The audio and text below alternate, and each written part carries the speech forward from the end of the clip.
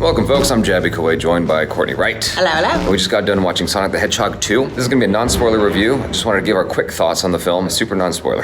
So we watched it at AMC, like in their premium theater, so we got like the full experience of the movie. And I would say that you were into the games as a kid, right? I was, at least the first two. Yes. Yeah, I think for me it was the same thing, the first two, and I mostly like watched the animation. For me, Sonic the Hedgehog 1 was probably like the first video game movie where I was like, it's not a bad movie. That was pretty good. It's pretty good. I agree. Yeah, I felt the same way. Most of the time, video game movies are kind of terrible.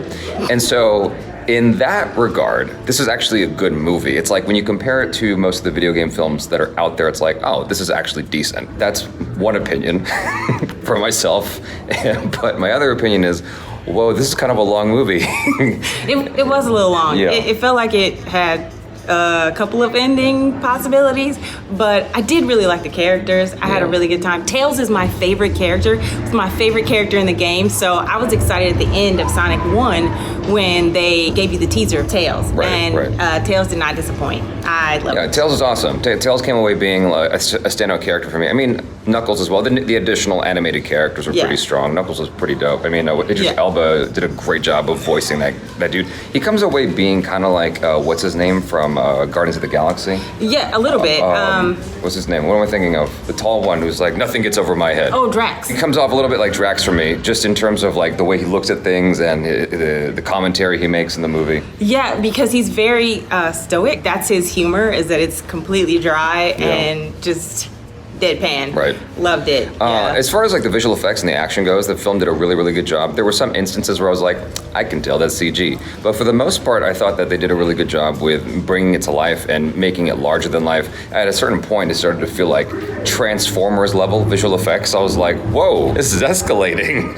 And it's like when you think the movie's over, it keeps going for another 30 minutes. It's like, okay, cool, I see why. Like you needed that extra oomph, that extra like level of action and whatnot for the story. And it did have a lot of heart. I love the family element and putting together this concept of a team for Sonic. I thought Jim Carrey did a good job. I think he was definitely Jim Carrey. Definitely Jim Carrey. Yeah. It was, if you love Dr. Robotnick in the first one, this is Dr. Robotnick to a 100 degree jump. He was charming and funny and quirky and, Robotnick. He brought it. I think that for me, there were instances where Dr. Robotnick got to be a little bit too much Jim Carrey. Right? If that's any, I mean, like you'd think that there's no way to like overdo it, but he definitely overdid it sometimes. I mean, that's his MO. Yeah, that's what he does. Yeah, there were some instances where like the jokes felt, I don't know. So I'm getting a little distracted by all the people walking by. So there were some instances where the jokes were like, just like, well, that was a joke. And I let the joke go by, and that's not just him, it's just in general in the movie, there's a lot of jokes that are like, that's not gonna be funny in about 5 years. I feel like that joke is like, there's a joke with Vin Diesel and The Rock in the movie, and I'm like, that's not gonna be funny tomorrow. You know what I mean? Yeah. It's like funny right now because it's very recent, but maybe people aren't gonna care about Sonic the Hedgehog 2 in 5 years. We'll be on to Sonic 4 by then. Well, but kids will rewatch it, and I think that families will really enjoy this. That's actually a great thing to bring up, is that this really feels like a kid's movie. And that's where it shines. Like if you need a film to take your kids to watch, I feel like this really does that solid. Yeah, it does have those antics and hijinks and, quirky things that kids find themselves getting into. So I think the kids are definitely going to find humor within this, even though they may not get all the jokes. Yeah. I think they're going to enjoy it. It's a good family film. Yeah, in terms of like that, like they really leaned into, because in the first movie, I didn't really get the sense that Sonic was just this little kid, right? I didn't. Yeah. But that's the direction they decided to go with this one, where it's like, okay, how do we come back to this story and tell it fresh and not just redo the first one? And in that regard, I think they actually did a good job of like taking the story further, making it new, and not just like retreading the same ground. Like you don't just have new characters here, you have a new dynamic going on where Sonic is looking to the I forgot the name of the actor who's basically playing his father in this movie. The Donut Lord. That's the Donut really all Lord. I remember. Yeah, I can't remember the actor's name. I can't remember his character. Oh, James. Yeah, well, you know who we're talking about. So Marsden? the couple that Sonic ends Tika up in the Sumpter. company with. Yeah. So those two end up becoming like Sonic's parents in a way. Yeah. They're watching over him like not just as guardians, but mom and dad. And I did love her sister more. in this film, because in the first film we didn't really get to see, she was more of a villainess. You know, she was kind of a villainess. I can say that word. It's been a minute since I've watched the first one. I didn't even remember her, to be honest with you. Yeah, she was in it, and there was a whole section in the first one where she, you know, was keeping Donut Lord, I cannot remember the character's actual name, from her sister, because she thought that he was bringing all these terrible things to their marriage and family. Okay, gotcha. And so to see her kind of on the team in this movie was a lot of fun, because she brought a lot of comedy. Yeah, no, I thought that there was like some of my biggest guffaws, my biggest laughs actually were with her, the sister character. But I felt like at a certain point, that aspect of the story started to overstay its welcome. It's like the movie was trying to serve two different beasts. You have the human element, and then you have the animated characters element or video game characters element. And it's like these are two very different directions that the story's trying to go. And it's almost like I wish that they just sort of abandoned the human story in favor of the video game story, because that was actually more compelling, more fun. But like you said, the sister character was a lot of fun. Like some of my best laughs in the movie were with her. I just wish that it dipped out of that sooner, because like once we got what we needed, like we needed to get back to the plot. The movie starts to get long because like there's this whole other subplot. I'm like, why are we so focused on this in the movie? Like there's so much time being spent on these characters. Well, yeah, but I do think that it added a little bit of element in terms of like set change and destination, and it created this level of fear for our hero characters. Yeah. So I did kind of like it. It just went on long. Yeah. You know, exactly. like that. That's what I'm saying. Yeah. Like I appreciated being there. It did. I was like, okay, let's move on. Let's get there. Yeah. You know, but I like the Indiana Jones aspect of The adventure. The adventure. Yeah. Yes. I'm gonna be real with you guys. There was a certain point during this movie that I noticed that the person to my right Why are you gonna bring that up? was touching himself. And I'm just like, we're watching Sonic. What are you doing? It's a family film. And I was like, towards the end of the film, during credits, I was like, Court, look.